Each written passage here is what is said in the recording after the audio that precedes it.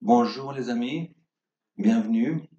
On va pouvoir commencer aujourd'hui la deuxième leçon de ce cours sur l'EBM et puis comment évaluer les études en pratique clinique. Je vous remercie de votre attention. Je vous remercie de votre attention lors du premier cours. C'était très encourageant. Et puis pour le speaker, de voir que vous étiez intéressé, c'est excellent. Je suis toujours autant stressé que la première, si ce n'est plus encore aujourd'hui. N'hésitez pas à me faire part de vos remarques, c'est des choses qui sont bien, ou au contraire, c'est des choses qu'il faut qu'on améliore, tous ensemble, dans nos présentations, s'il y a un sujet qui n'a pas été abordé, s'il y a un aspect qui n'a pas été abordé, ou s'il y a des aspects qui sont trop compliqués pour vous, faites-le nous savoir et on corrigera. On va regarder aujourd'hui, comme vous voyez, une overview des study design. Comme je dis, c'est une overview parce que dans les leçons qui viendront plus tard, la leçon 2, 3, 4, 5, 6, on va parler plus en détail des études randomisées, des études observationnelles, des méta-analyses, des études diagnostiques. Donc ici, c'est vraiment une première approche pour qu'on comprenne un peu les grandes différences entre toutes ces études que je viens de mentionner. On va regarder donc l'introduction, comment sont dessinées ces études, quel dessin d'étude est la plus appropriée pour quelle question clinique. C'est toujours la même chose, on revient toujours sur la question clinique. Qu'est-ce qu'on veut savoir? Quelle est votre hypothèse? En particulier, quelle est l'hypothèse nulle, s'il n'y a pas de différence entre les deux groupes? Quelle est l'hypothèse alternative? On va ensuite prendre quelques exemples pratiques. Et puis enfin, ce qui vous intéressera plus dans les 10 dernières minutes, il y aura un petit QCM sur les sujets d'aujourd'hui et quelques prix pour avoir votre attention. J'aimerais, à la fin de cette étude, que vous puissiez nommer les dessins d'études les plus fréquents, que vous pouviez avoir une certaine approche de la méthodologie qu'il y a derrière chaque dessin d'étude, savoir dans quel cas clinique on doit faire quel dessin d'étude, enfin savoir nommer les différents avantages, désavantages, les limitations des dessins d'études entre elles.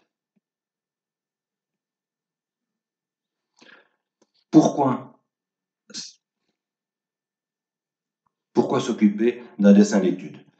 Parce que le dessin d'étude va vous programmer la validité interne et en particulier la validité externe de l'étude.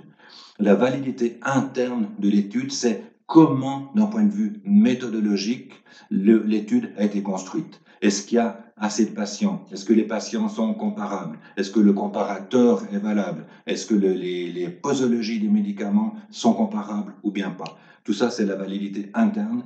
Et puis la validité externe, c'est est-ce que vous pouvez transposer les résultats que les chercheurs à Dallas ou ici à Berne ou ici à Rennes ont fait sur votre population d'intérêt. Est-ce que votre population d'intérêt est la même ou est-ce qu'elle diffère complètement ou un petit peu?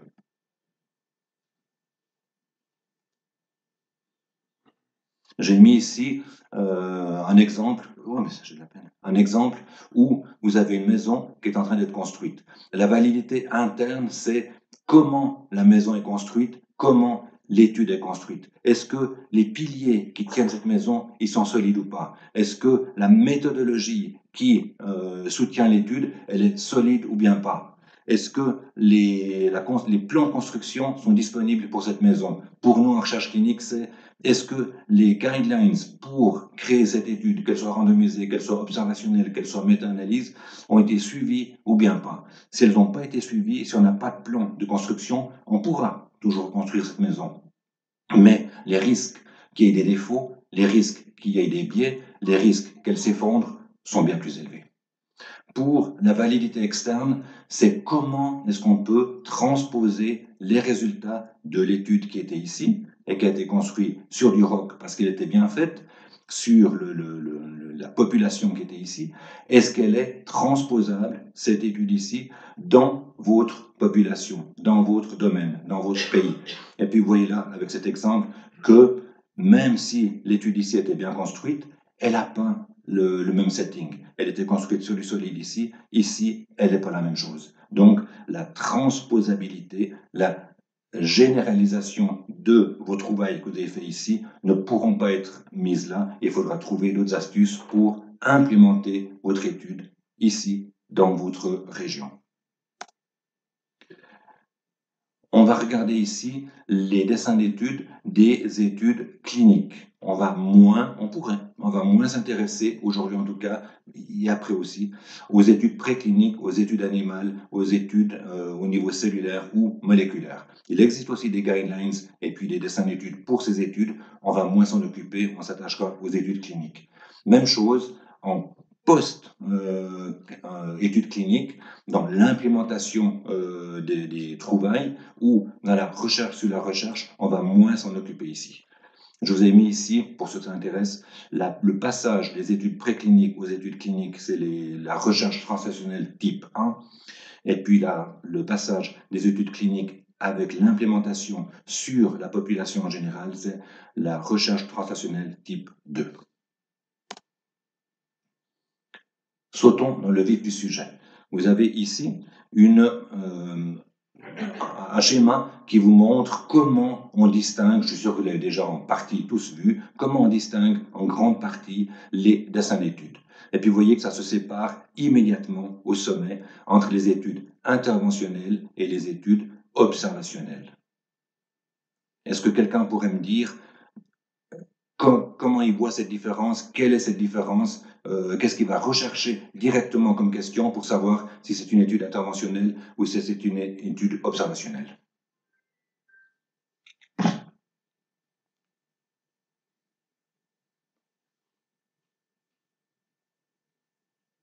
Est-ce qu'il y a un traitement qui est donné dans l'étude observationnelle? Non, absolument pas. C'est ça. Dans l'étude interventionnelle, le chercheur va être actif et il va imposer un traitement. Il va imposer un traitement et ce traitement sera peut-être randomisé, idéalement randomisé, avec un groupe qui recevra le traitement, avec un groupe qui ne recevra pas le traitement. Et, idéalement toujours, cette étude sera en double aveugle, ni le chercheur, ni le patient, le participant ne saura quel médicament, quel traitement il reçoit. Dans l'étude observationnelle, on va regarder des patients qui ont reçu, mais pas de façon volontaire, une exposition à un traitement, une exposition à des facteurs externes, et puis voir comment, sur le long terme, ils se comportent, voir comment ils développent, oui ou non, une maladie. Ici, en résumé, une intervention pour les études interventionnelles avec 2 ou plusieurs groupes et, si possible, une randomisation. Pour les études observationnelles, qui sont assez nombreuses, aucune intervention, aucune randomisation, bien entendu.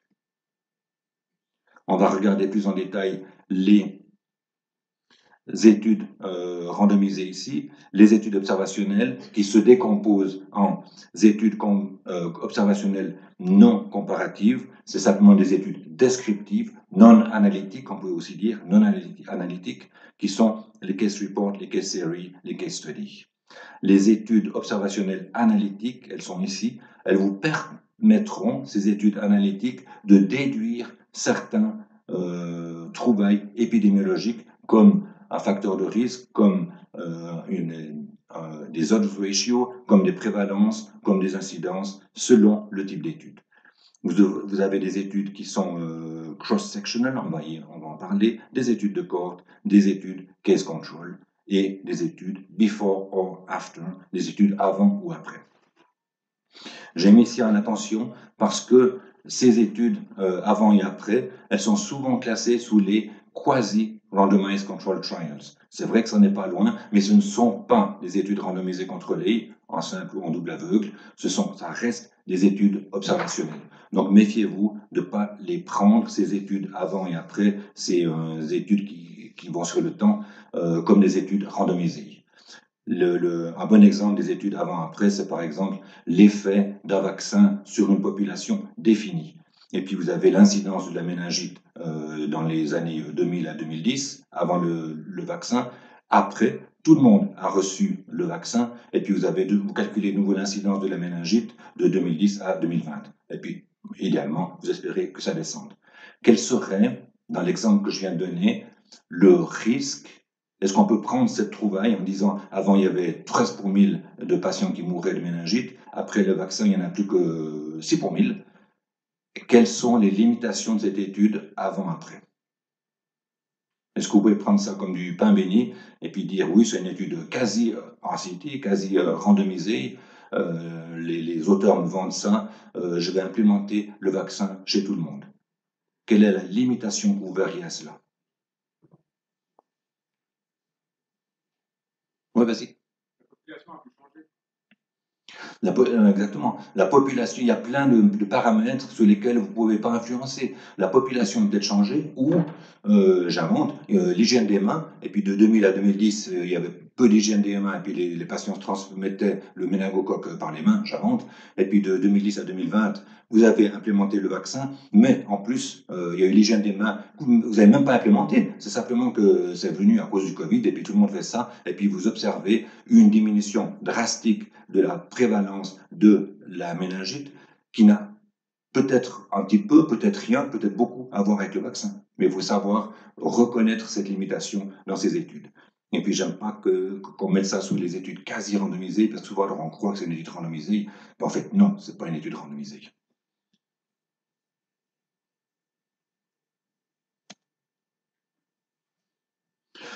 On va regarder plus en détail, avec toutes ces études que je viens de démontrer maintenant, les différences entre elles, les avantages, les inconvénients entre elles, quand c'est qu'il faut les utiliser pour quelles questions cliniques.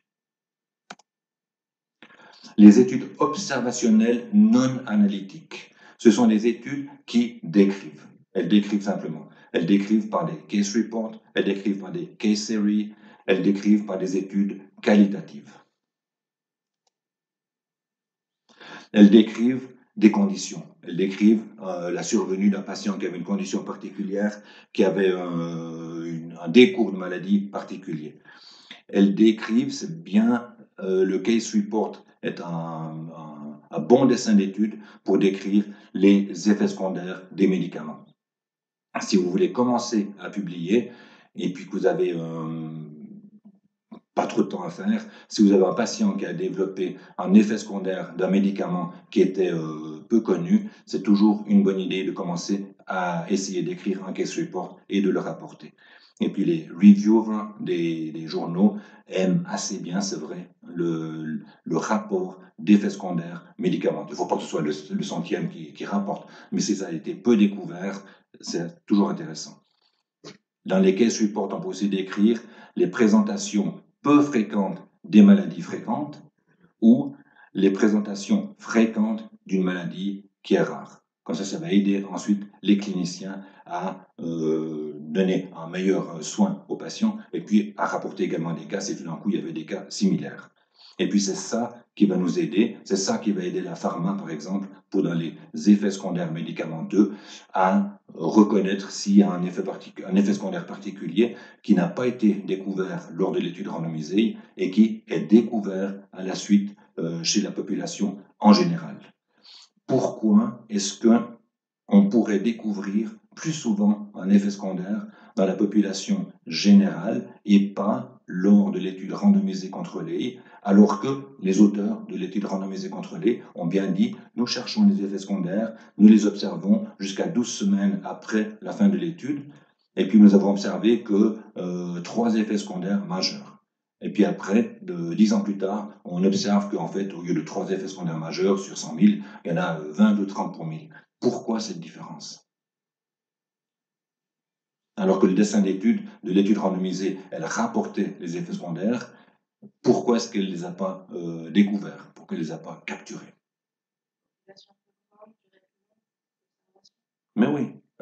Les 12 semaines, je suis encore gentil, souvent dans les études randomisées contrôlées, la surveillance des effets secondaires s'arrête le jour où l'étude se termine. Donc il n'y a souvent pas eu le temps de développer. Et puis la population, elle est fondamentalement différente. On en parlera tout à l'heure. Le patient, le participant aux études, il est relativement différent de la population générale. Il est souvent plus jeune, c'est souvent de sexe féminin, on élimine toutes les comorbidités, on élimine tous les médicaments qui pourraient faire des interactions, on élimine toutes les grossesses. Donc, ce n'est pas la même population que celle qui va recevoir de façon générale le médicament. D'où la survenue possible, pas toujours, d'effets secondaires qui sont plus fréquents. Les études observationnelles analytiques, elles, sont les études avant-après, comme j'ai dit, les études cross-sectional, les études de cohorte ou les case control studies. Est-ce que vous avez une notion des différences entre ces études ou bien pas trop? Pas trop. On va regarder ici. Ça explique ici, en fonction du temps, vous avez ici la ligne du temps, ça c'est vers le futur, ça c'est vers le passé, et puis ça c'est aujourd'hui. Une étude cross-sectional, une étude cross-sectional, je ne sais pas comment dire en français, elle va regarder aujourd'hui l'incidence d'une maladie, par exemple. On va envoyer un questionnaire et puis on va demander est-ce que vous souffrez de cette maladie X ou Y? Et puis le patient va répondre oui ou non. Et puis sur les 200 lettres qu'on a envoyées, on verra combien ont répondu. Et puis on dira sur les 200 lettres qu'on a envoyées, sur les 200 patients qu'on a recrutés, il y en a 30% qui souffrent de cette maladie. Dans les études case control, on va regarder dans le passé. On va regarder quel individu présente la survenue d'une maladie, d'un événement X, un cancer, une fibrose pulmonaire, la toux, et puis on va regarder par le passé si ce patient, par rapport au contrôle, il a reçu un médicament X, Y, il a été exposé aux radiations ionisantes, etc.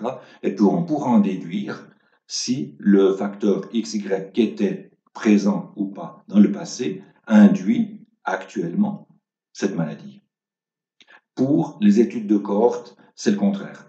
On va regarder maintenant quels individus sont exposés ou non exposés à un facteur particulier, qui peut être un médicament, qui peut être un événement externe, et on va les suivre X mois, X années, préférentiellement le plus longtemps possible, et puis on va regarder si ces patients développent et quels patients développent un outcome particulier. Et puis de nouveau, en fonction de la prévalence, si tout d'un coup, ceux qui développent l'événement particulier ont tous été exposés au tabac pour le cancer du poumon, on pourra dire que le risque de développer un cancer du poumon, si on a été exposé au tabac, par rapport à ceux qui n'ont pas été exposés au tabac, est de X%.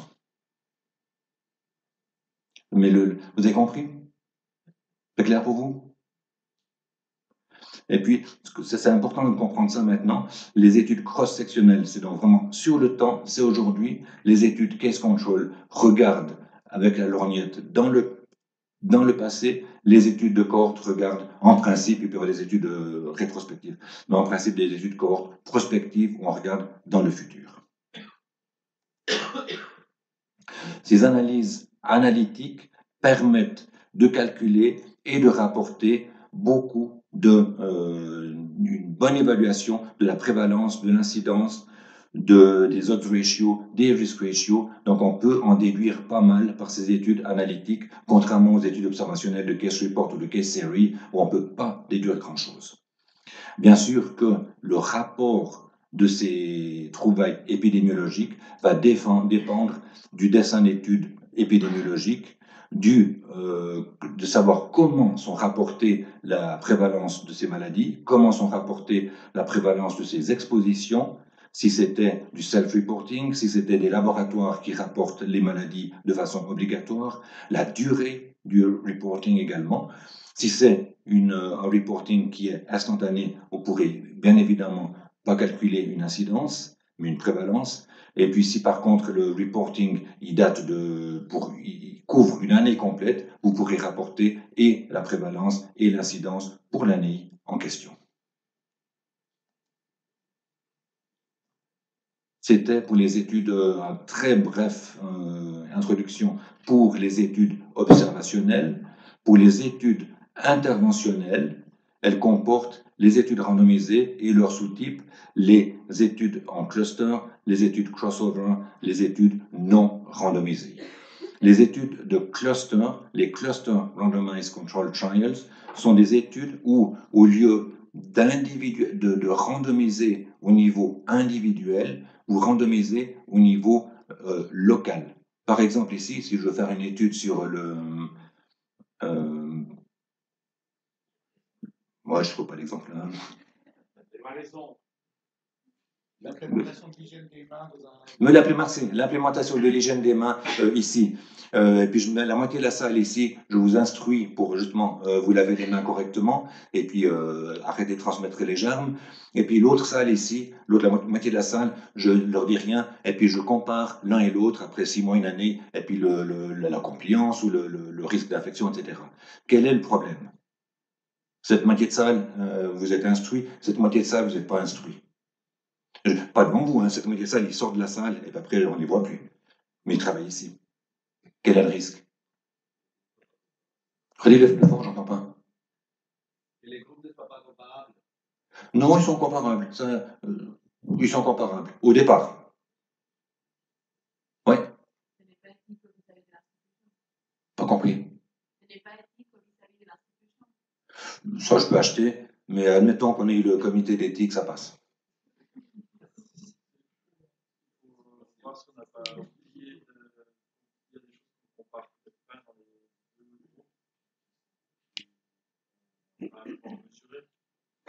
oui, en fait, c'est même plus simple que ça. C'est vraiment le cas de figure. Merci Nicolas. On prend comme je viens de dire, cette équipe-là que j'ai pas instruite, elle travaille avec vous. Elle va voir, même si elle ne sait pas, elle va voir que vous êtes vachement bon, et puis vous lavez les mains tout le temps, et puis qu'il y a moins d'infections, que vous avez moins le rhume et tout. Donc il y aura, c'est le cas de dire, dans le bon sens du terme, une contamination. Malgré que vous ne voulez pas que cela participe, ils vont voir ce que vous faites. Et puis dans l'institution, vous ne pouvez pas cacher ça. Et puis il y aura une contamination, et puis c'est à peu près sûr qu'eux, ils vont mieux se laver les mains, même s'ils ne savent pas tout ce qui se passe, à cause de vous.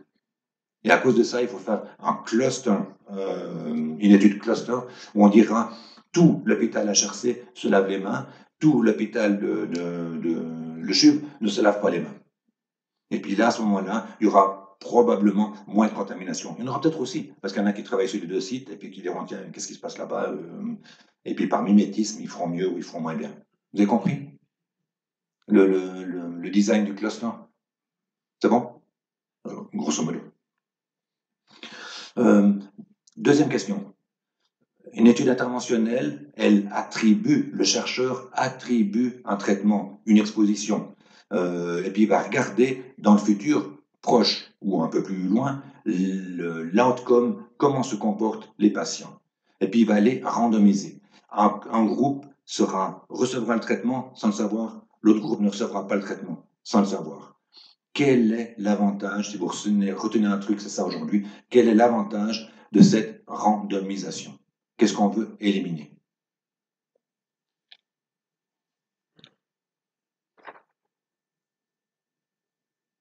C'est relativement peu. Quel est l'avantage par rapport à des études, à toutes les études observationnelles? Oui, tout à fait. Oui. C'est juste, quoi d'autre?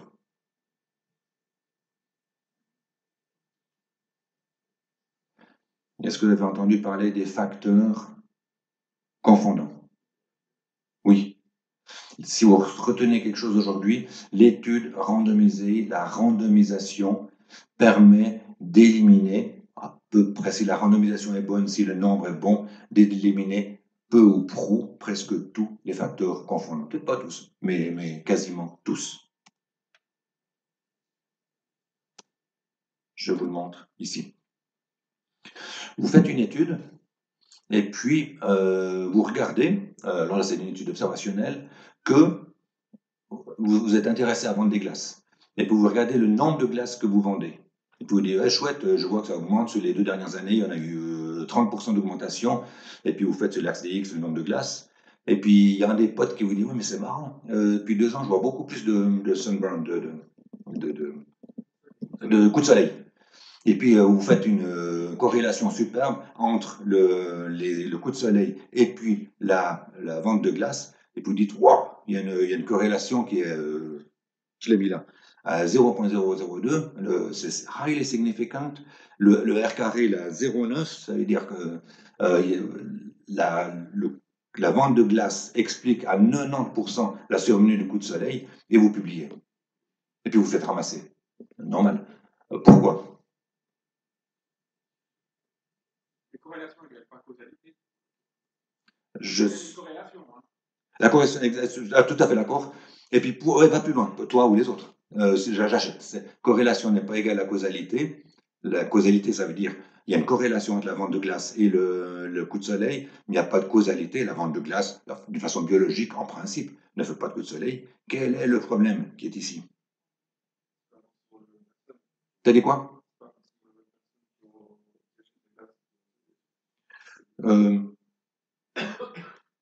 Non, j'achète, ça pourrait. Il a dit c'est pas les mêmes personnes, ça pourrait. Mais en plus, c'est les mêmes personnes.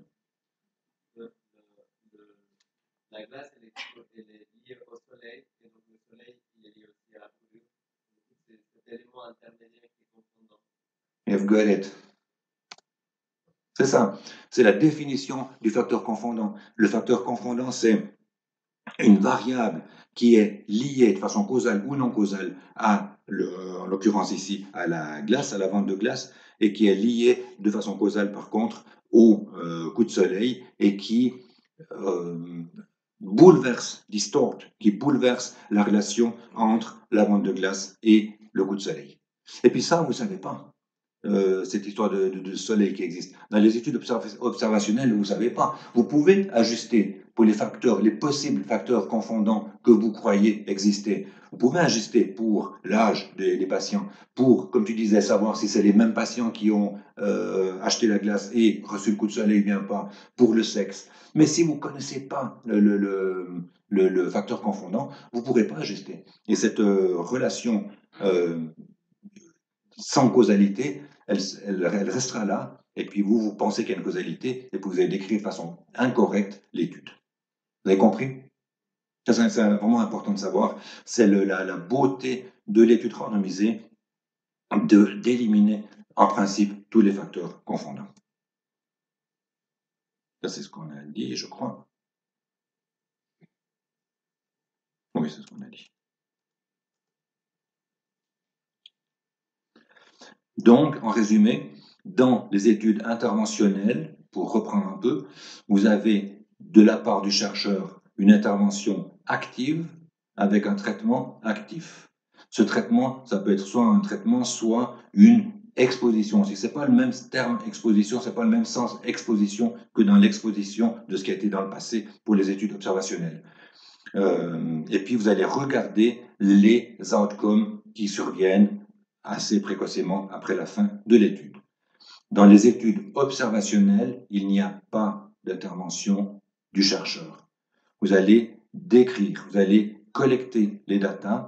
C'est quelque chose, pas d'actif, mais de passif, sans aucune intervention.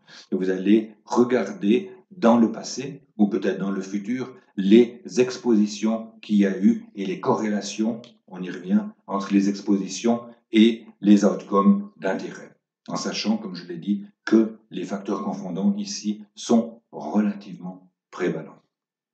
Il existe, comme je disais, des ajustements, des méthodes statistiques relativement complexes qui permettent de tenir compte et d'ajuster tous ces facteurs. Mais une fois de plus, il faut connaître les facteurs confondants que vous voulez évaluer ou les potentiels facteurs confondants que vous voulez évaluer. Si vous ne les connaissez pas, vous ne pouvez pas évaluer, vous ne pouvez pas en tenir compte d'un point de vue statistique.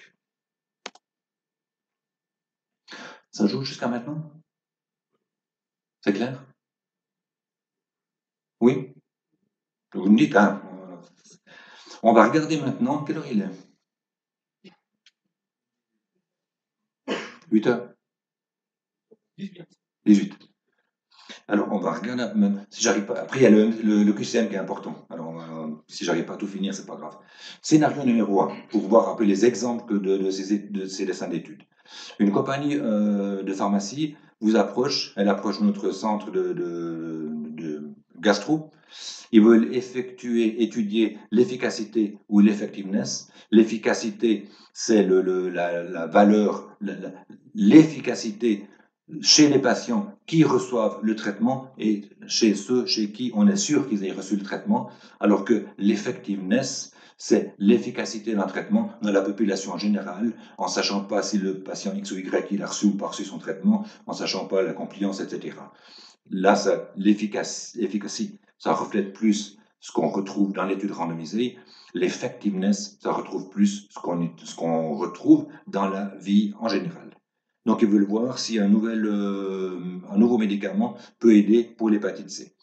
Leur primary outcome, c'est la clearance de l'hépatite C, du mRNA de l'hépatite C. Et puis, ce qui est assez logique, avant de faire l'étude, ils veulent savoir la prévalence des patients qui ont une infection dans l'hépatite C dans le canton de Vaud et du Valais, puisqu'on est un hôpital bicantonal. Quel dessin d'étude feriez-vous?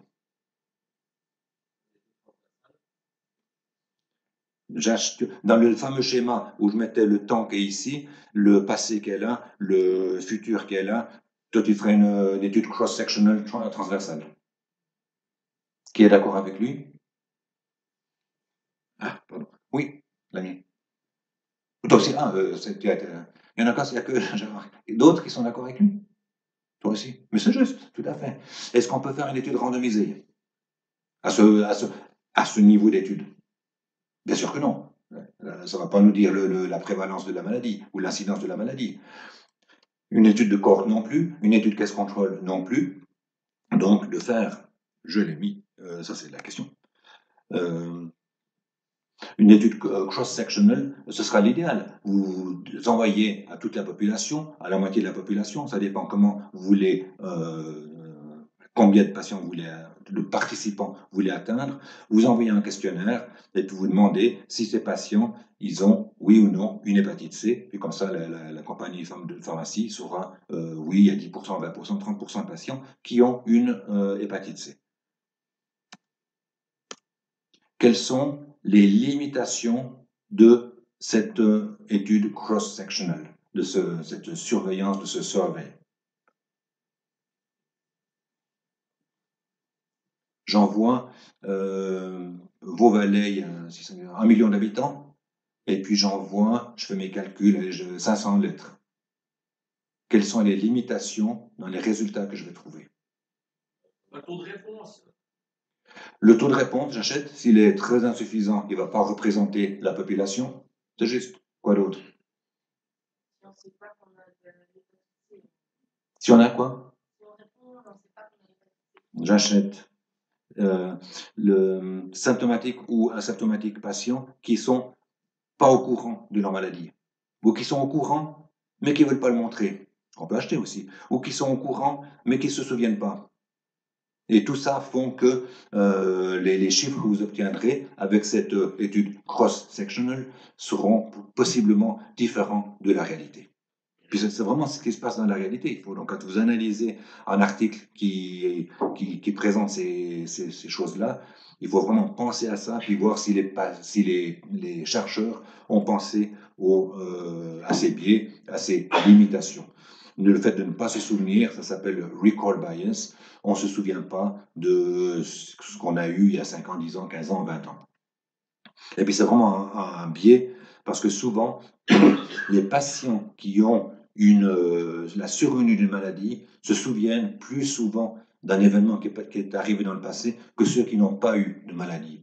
L'exemple classique, c'est pendant ou après les grossesses. Et puis s'il y a une malformation qui survient, les patients ou patientes, les mamans qui ont eu un bébé avec une malformation se souviendront plus, ou arriveront plus facilement à se souvenir, tiens, mais la 12e semaine, j'ai eu de la fièvre, puis j'ai pris des paracétamol et de la G4, etc. Et puis la maman qui n'a rien eu, et puis avec le bébé qui n'a rien eu, elle ne se souvient plus. Et puis elle dit non, j'ai eu une grossesse qui était complètement normale. Alors que dans la réalité, elle a peut-être également pris une fois ou deux du paracétamol, de la G4. Et puis tout ça, ça va vous distordre la relation entre paracétamol et survenue de l'effet secondaire.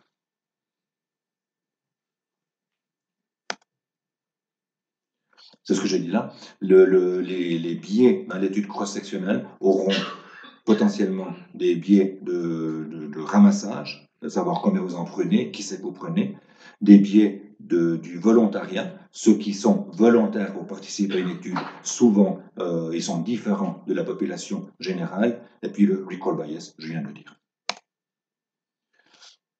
Les études cross-sectional, les études de survey, pourront vous apporter donc des informations, mais des informations relativement limitées sur l'épidémiologie de la maladie en question. Vous ne saurez pas l'histoire naturelle, puisque c'est quelque chose d'instantané. Vous n'aurez aucune idée du traitement qui est le meilleur, puisque vous n'avez pas donné de traitement.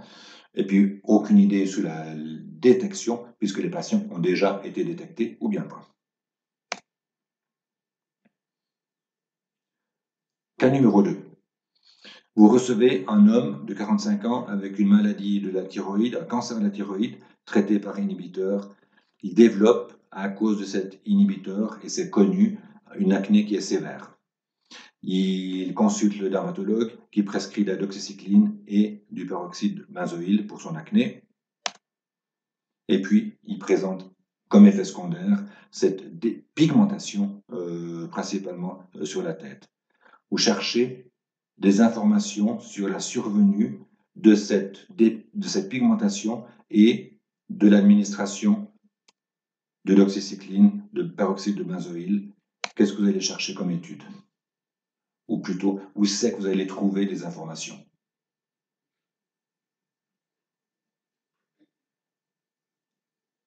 Est-ce qu'une étude randomisée va vous donner des informations?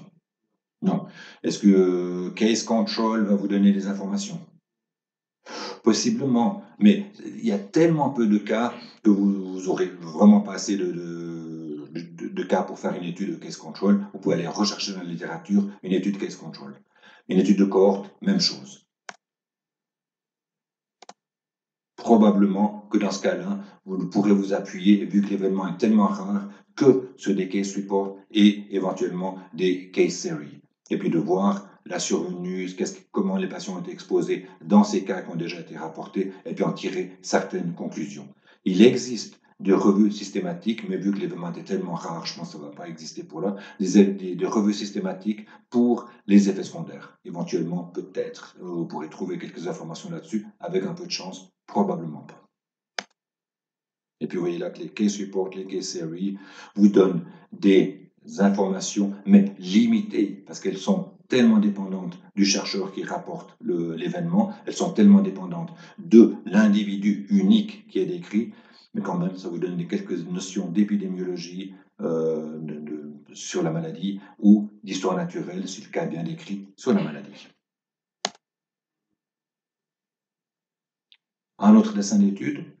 La compagnie pharmaceutique, elle vous contacte de nouveau. Elle veut comparer un nouvel inhibiteur de l'enzyme de conversion avec un vieil inhibiteur de l'enzyme de conversion. Leur primary outcome, c'est le nombre de participants qui sont en dessous de 140 sur 90. Leur deuxième outcome, c'est de comparer la réduction de la tension artérielle entre le groupe A et le groupe B. Quel dessin d'étude feriez-vous?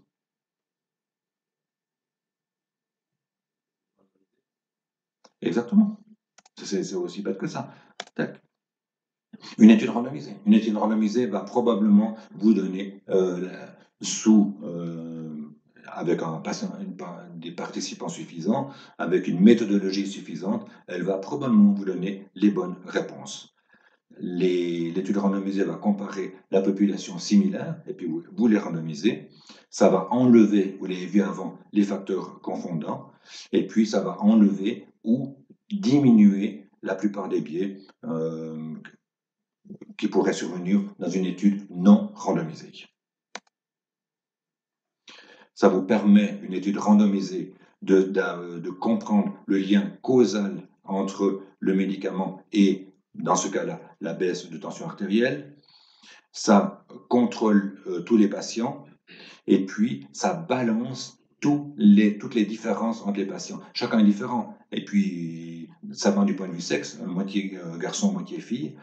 Si vous randomisez, vous espérez, avec un nombre suffisant, qu'il y ait assez de garçons que de filles randomisés dans l'étude. Vous espérez qu'il y ait assez de patients entre 35 et 45 et 45 et 55 ans d'un côté comme de l'autre. Et puis, ces études randomisées, comme vous le voyez, alors, elles vous permettent, du point de vue traitement idoine, de connaître le traitement le plus approprié pour ces patients.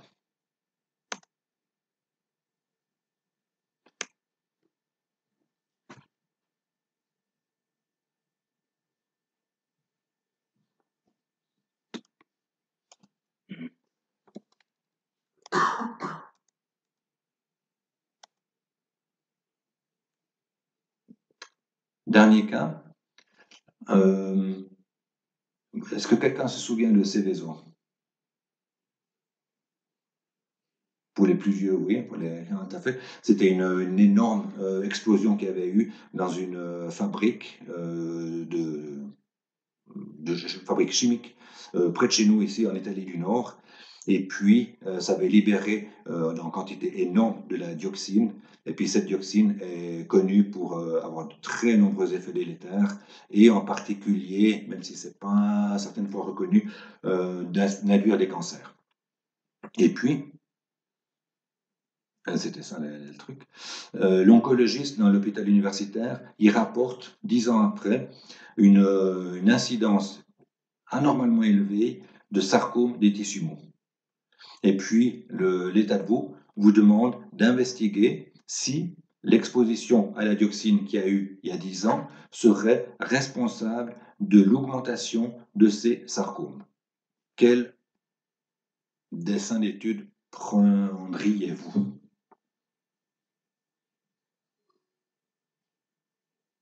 Est-ce que, étude randomisée? Toi, tu dis 4 témoins. Qui est d'accord ou qui dirait autre chose? J'achète les deux. Je crois que j'ai mis les.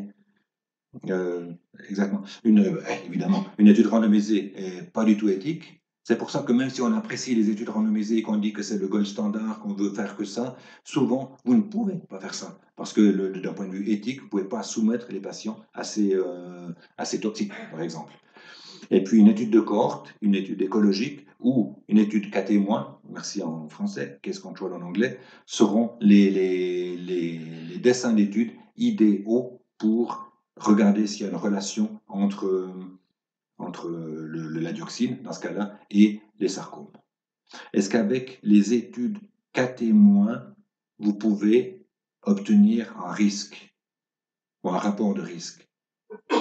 Vous obtiendrez un rapport de cote. Ouais, connaissent tout.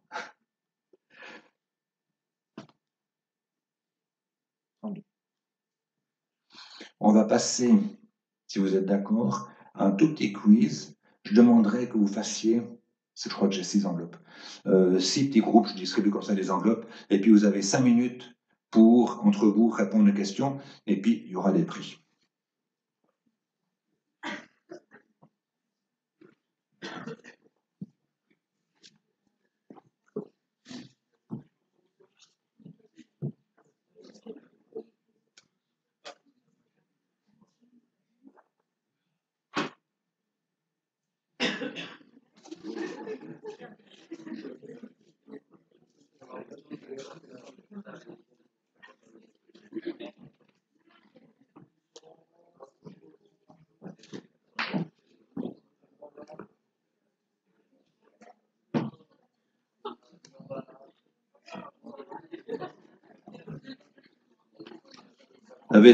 Je calcule, alors 5 minutes.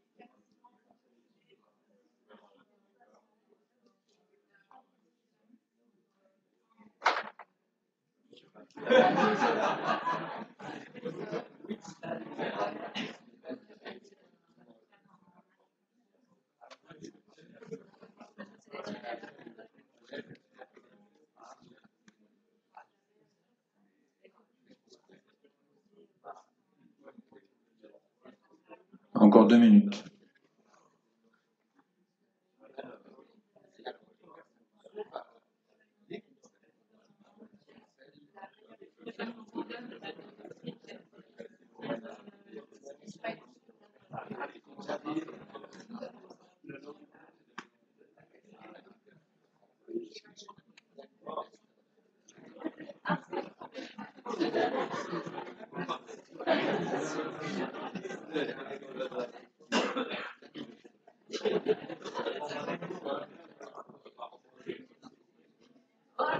C'est bon? C'est pour ça, vous savez que.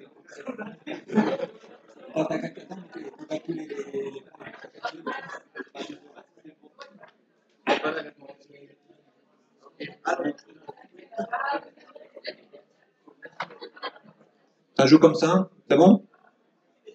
Alors je vous donne les réponses. Chaque groupe calcule ses points. Et puis en fonction des points, ben, on verra ce que vous recevez.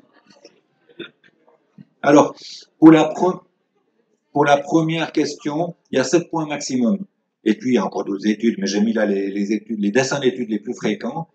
Je vous laisse regarder, et puis si vous avez mis 7, vous pouvez calculer 7 points, si vous en avez mis 2, vous calculez 2 points, etc.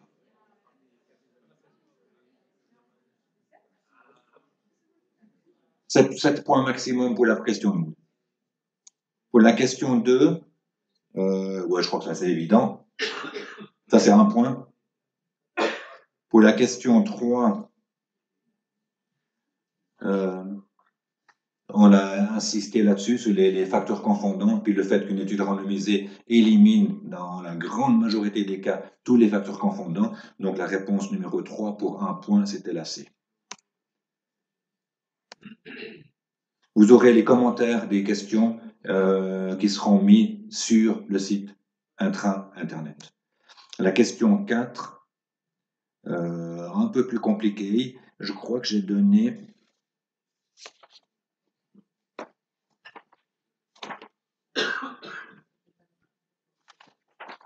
C'est juste. La question 4, j'ai donné 2 points.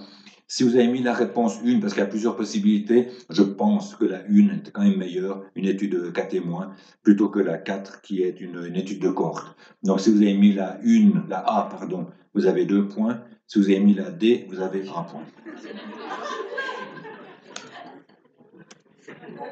La question 5, où c'est qu'il y a un biais de volunteer bias, un biais de volontariat, eh ben c'est toutes les études, sauf, je crois pas que sur le case report et case studies, il n'y a pas d'études, il n'y a pas de biais de volontariat. Donc si vous avez mis la question A, B, E, la réponse E, c'est juste. Attendez. Au contraire, parce que there might be a problem. Donc si vous avez mis la question A, les réponses A à D, c'est juste. Et puis la question 6, si vous avez des études qui partent dans tous les sens, certaines qui disent oui, certaines qui disent non, certaines c'est mieux, certaines c'est moins bien, et puis qu'elles sont comparables, on regardera ça dans une autre étude, une revue systématique et une méta-analyse est probablement ce que vous pouvez faire de mieux pour décider quel est finalement le traitement idoine. Alors, je ne sais plus combien ça fait de points max, 13 ou bien je crois 13 points maximum. C'est juste, alors t'as combien? 13. Viens pour le prime. Toi aussi.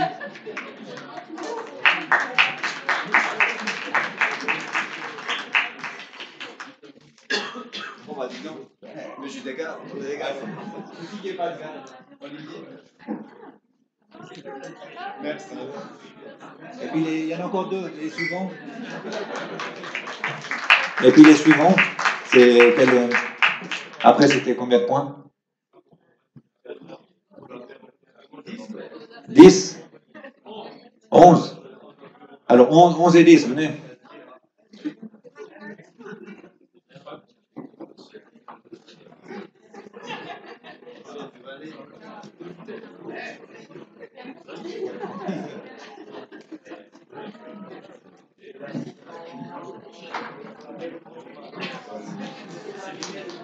Il va plus, il n'y a plus. Voilà.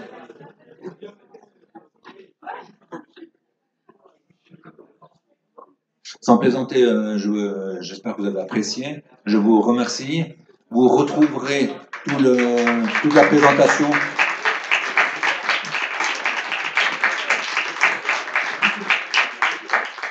Vous retrouverez toute la présentation sur le site intranet. Et puis, je répète ce que j'ai dit avant.